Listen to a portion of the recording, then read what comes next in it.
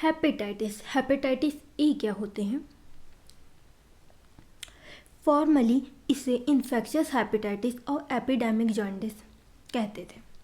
ये hepatitis A virus से होती हैं। इसके सिम्टम क्या होते? Fever, chill, headache, pain follow by anorexia, nausea, vomiting, dark urine and jaundice.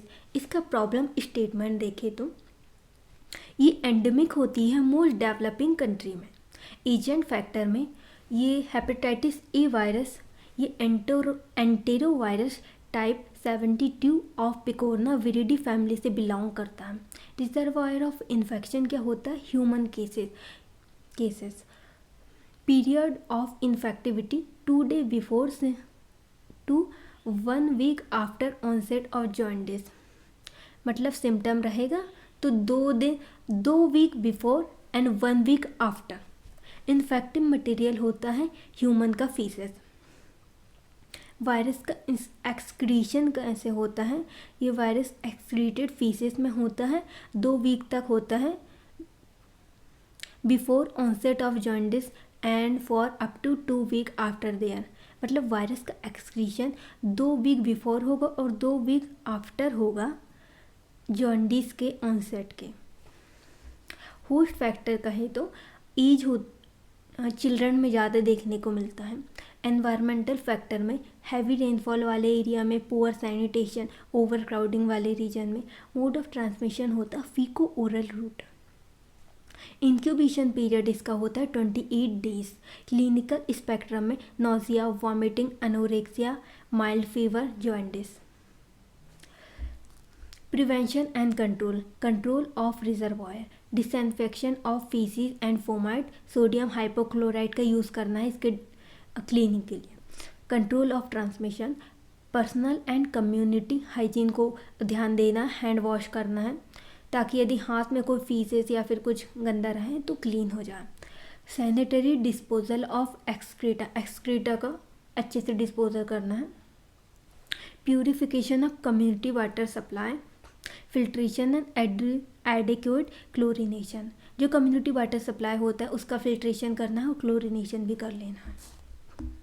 Vaccine देखें तो कॉम्बिनेशन विथ हेपेटाइटिस बी के साथ कॉम्बिनेशन में दी जाती है और टाइफाइड के साथ भी दी जाती हैं। इसके 2 टाइप होते हैं, formaldehyde inactivated vaccine and live attenuated vaccine. Formaldehyde inactivated vaccine more than 12 month। Immunoglobulin में ड्यूरेशन ऑफ प्रोटेक्शन होता है 5 month। IgG होता है इम्यूनोग्लोबिन 0.06 ml/kg बॉडी वेट दिया जाता है। Administration with in 14 days of exposure. यदि कोई इंसान वायरस से एक्सपोज हो गया है तो उसको 14 day के अंदर ही इम्यूनोग्लोबिन देना है। अब हेपेटाइटिस बी के बारे में देखते हैं। फॉर्मली इसको सीरम हेपेटाइटिस कहा गया था। इसका प्रॉब्लम स्टेटमेंट देखें तो ये अकाउंट करता है 45% ऑफ केसेस ऑफ हिपेटोसेलुलर कार्सिनोमा और 30% ऑफ सिरोसिस ऑफ लिवर। मतलब जिस हिपेटोसेलुलर कार्सिनोमा होता है जैसे 100 लोगों को हुआ तो ऑन एन एवरेज 45% लोगों को में हेपेटाइटिस बी देखने को मिला है और 30% जिनको सिरोसिस होता है उनमें ये हेपेटाइटिस बी देखने को मिला है। हेपेटाइटिस बी का प्रेवलेंस हाई होता है सब सहारन अफ्रीका और ईस्ट एशिया में।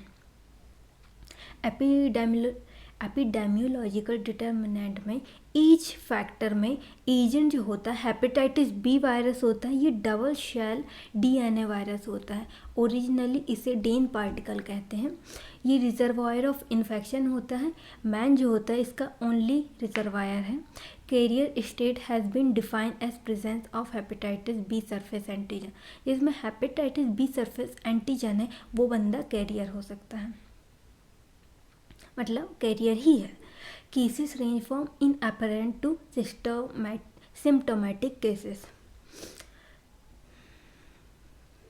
इन्फेक्टिव मटेरियल जो होता है वो कंटामिनेटेड ब्लड होता है, बॉडी सिक्रेशन जैसे saliva, vaginal secretion, semen of infectious person.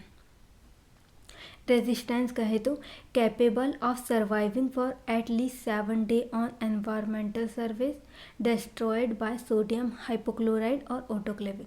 जो वायरस होता है वो 7 दिन तक कोई भी सर्वाइव कर लेता है एनवायरमेंटल सरफेस में। सोडियम हाइपोक्लोराइड से ये मर जाता होगा, मतलब मर जाता है। पीरियड ऑफ कम्युनिकेबिलिटी देखे तो ये प्रेजेंट होता है ब्लड में during IP month before jaundice. Host factor कहे तो एज में acute hepatitis B 1% in perinatal, 10% in 1 to 5 year, 30% in more than 5 year। Chronic hepatitis B 90% in perinatal, न prenatal, no prenatal है।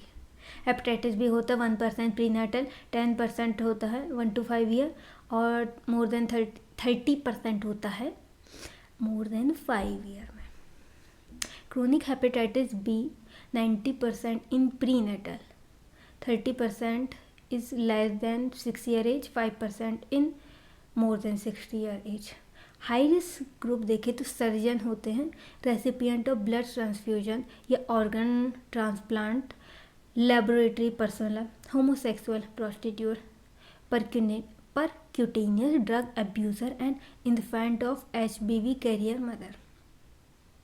Hepatitis B and HIV infection में 10% of people infected with HIV world wide are coinfected with hepatitis B virus. 10% बंदों में जो लोग हैं, 10% लोगों में जो HIV होता है वो HBV से भी इन्फेक्टेड होते हैं। Humoral and cellular response. Hepatitis B virus में 3 एंटीजन होते हैं, सरफेस एंटीजन, ऑस्ट्रेलिया एंटीजन भी कहते हैं इसे, core antigen, hepatitis B capsule core antigen, और ई एंटीजन होता है हेपेटाइटिस बी एनवेलप एंटीजन कहते हैं इसे। मोड ऑफ ट्रांसमिशन, एक पेरेंटल रूट होता है, blood born infection, perinatal transmission unless vaccinated at birth, majority of children born to mother who are hepatitis B envelope antigen positive become chronically infected. Leak of maternal blood into baby circulation or ingestion or accidental inoculation of blood. Sexual transmission भी देखने को मिलता है, sexually promiscuous male homosexual are at high risk. Other route, horizontal transmission में transmission from child to child occur through physical contact between child with skin condition such as cut और graze. Incubation period होता है 75 day का। Clinical picture में देखें तो कुछ case होते हैं जिसमें क्रोनिक हेपेटाइटिस बी होता है, वो इनएक्टिव होता है, जो कि कोई एक सिग्निफिकेंट लिवर डिसीज़ नहीं करवाता है। लेकिन कुछ अदर केसेस होते हैं जिसमें प्रोग्रेस करवा के लिवर फाइब्रोसिस भी करवा देता है, जो कि अंत में सिरोसिस करवा देता है, और जो कि एंड स्टेज लिवर डिसीज़ में कन्वर्ट हो जाता है, जो कि हिपैटोसेल्युलर कार्सिनोमा का भी रिस्क बढ़ा देता है, मतलब समस्या पे समस्या। ये चार्ट के हिसाब से पता चल जाएगा। किसी को एक्सपोजर हुआ, उसे एक्यूट हेपेटाइटिस बी इन्फेक्शन होगा। 66% लोगों को तो क्लिनिकल इन्फेक्शन, जॉन्डिस और फ्लू लाइक सिम्टम देखने को मिलते हैं, लेकिन 33 होते उसमें सब क्लिनिकल इन्फेक्शन और एसिम्प्टोमेटिक स्टेज देखने को मिलती है। अब जो इन दोनों में जो 5 to 10% वो क्रोनिक कैरियर हो जाते हैं और 85% to 90% रिकवरी बाय इम्यूनिटी। जो क्रोनिक कैरियर उसमें देखें तो क्रोनिक कैरियर जितने हुए थे उसमें भी 70 to 90% मिनिमल लिवर डिसीज़ हो जाते हैं और 10 to 30% क्रोनिक हेपेटाइटिस भी। और जो मिनिमल लिवर डिसीज़ में रीएक्टिवेशन हो सकता है वो क्रोनिक हेपेटाइटिस में कन्वर्ट हो सकती है। अब ये दोनों में देखें तो प्राइमरी लिवर कैंसर या सिरोसिस कुछ भी कर सकते, अंत में इंसान को मरना है, इसलिए बचे रहो इन चीज़ों से।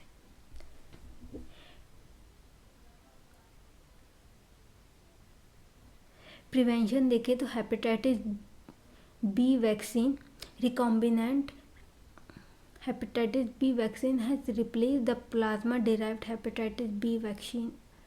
जो hepatitis recombinant hepatitis B vaccine है उसने रिप्लेस कर दी plasma derived hepatitis B vaccine से। एक्टिव सब्सटेंस जो होता है हेपेटाइटिस बी सरफेस एंटीजन होता है हेपेटाइटिस बी वैक्सीन में। ये होता है मोनोवैलेंट और fixed combination with DPT, HIV, hepatitis A and IPV। Pentavalent vaccine देखें तो diphtheria, pertussis, tetanus, hepatitis B, HIV। Dose कहे तो 0.5 ml इंट्रामस्कुलर दिया जाता है। रूट इंट्रामस्कुलर रूट है। Site anterolateral aspect of mid thigh में दिया जाता है। इसका शेड्यूल 6, 10 और 14 वीक में इसे दिया जाता है। After hepatitis B birth dose at 0 week. Hepatitis B immunoglobin जो होता है, जो कोई hepatitis B surface antigen positive blood से एक्सपोज हो गया है अभी, मतलब एक्यूटली थोड़े से टाइम के पहले, उसे ये इम्यूनोग्लोबिन देना रहता है। जैसे सर्जन हो गए, laboratory worker, new born infant of carrier mother and sexual contact of hepatitis B patient. इसे given as soon as possible after an accident inoculation. ये 6 घंटे के अंदर ही दिया जाता है और 48 आवर से लेट तो होना ही नहीं चाहिए। इसका डोज 0.05 ml पर kg बॉडी वेट दिया जाता है। 2 डोजेज 30 डे अपार्ट दिया जाता है।